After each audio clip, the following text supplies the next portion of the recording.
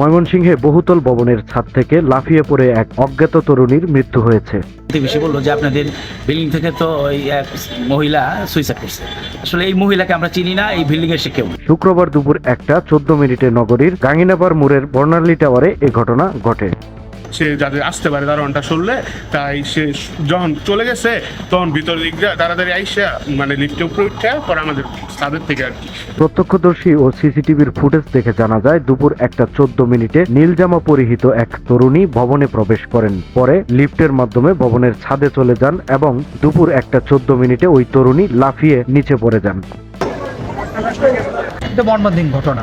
এরকম ঘটনা আমরা আকাঙ্ক্ষা করি না কোনোদিন। এ ঘটনার সত্যতা নিশ্চিত করে কোতোয়ালি মডেল থানার ভারপ্রাপ্ত কর্মকর্তা মোহাম্মদ শফিকুল ইসলাম খান বলেন, ওই তরুণীর মরদেহ উদ্ধার করে হাসপাতালের মর্গে পাঠানো হয়েছে।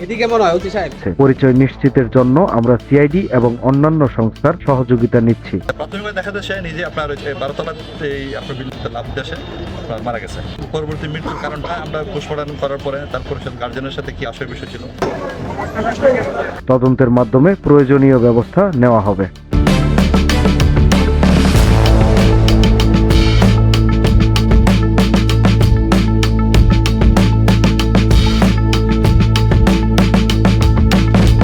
সময়ের কলম, নিউজ ডেস্ক।